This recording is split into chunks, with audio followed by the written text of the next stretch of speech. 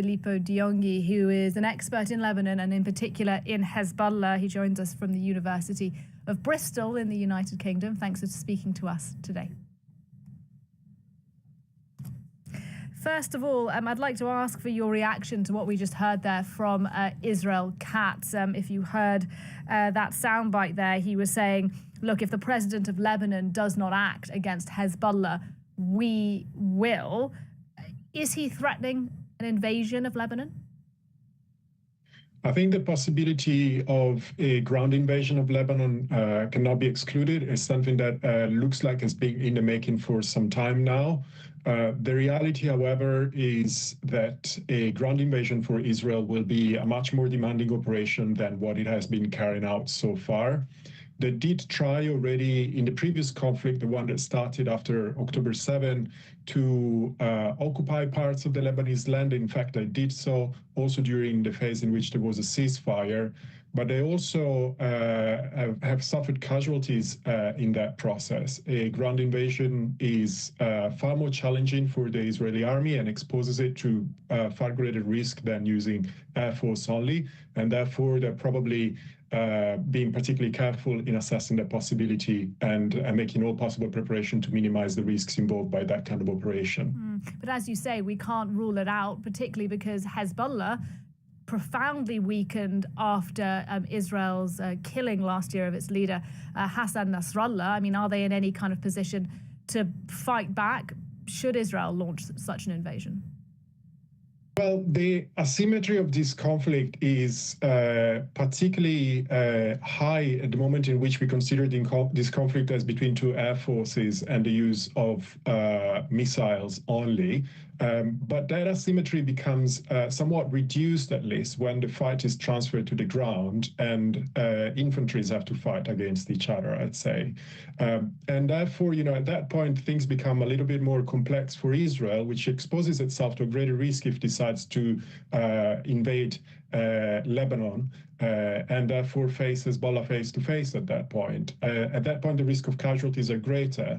Israel is a far less is an actor that is far more risk averse than Hezbollah, and therefore is making greater calculation and thinking about this possibility for a longer time. However, we need to consider the fact that there are limits to what it can achieve through Air Force use only.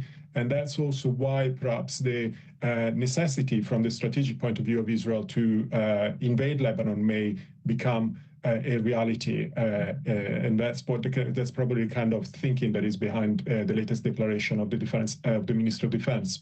There's been more news from Israel today, just within the last few hours.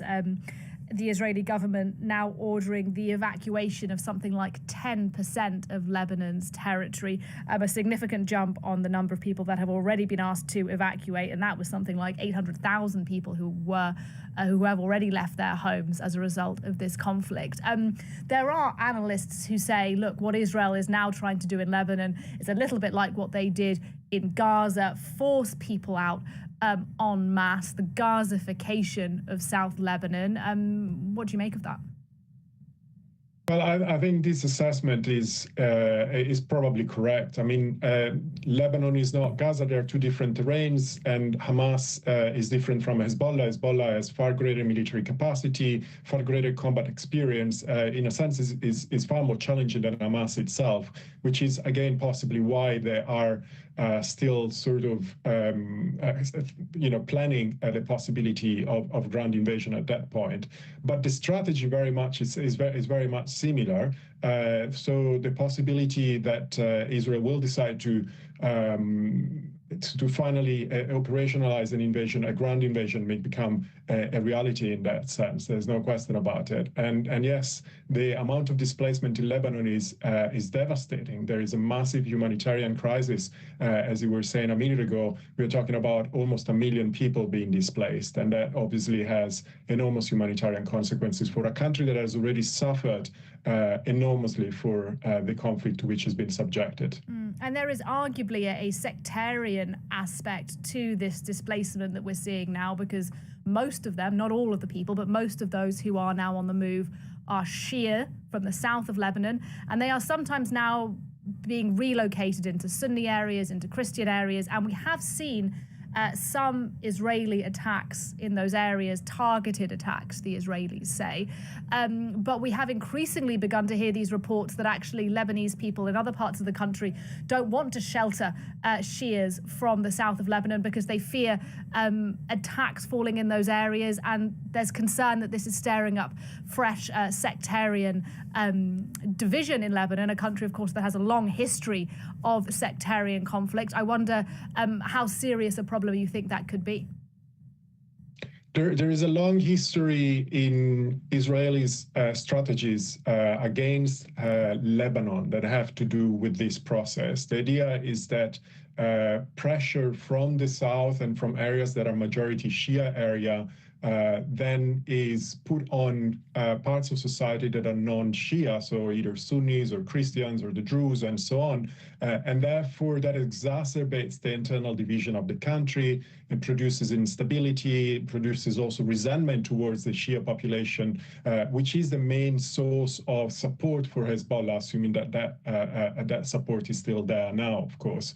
And therefore, that is also part of the design. Displacement is a military strategy, is not only about the potential interest in minimizing civilian casualties, but is also part of the military strategy itself. So the risk that that process and that tensions between confessional groups within Lebanon may rise as a consequence of this strategy is realistic. Yeah, and you sort of pose an interesting question within your answer there, which is the extent to which Lebanese people, particularly the Shia community that some of whom historically have supported Hezbollah for a long time, support them now with this current war. I mean, Lebanon has been through so much in the past few years, and it's effectively been dragged into this latest conflict because of Hezbollah firing rockets into Israel. What's your sense as to how much support Hezbollah has now within its traditional base?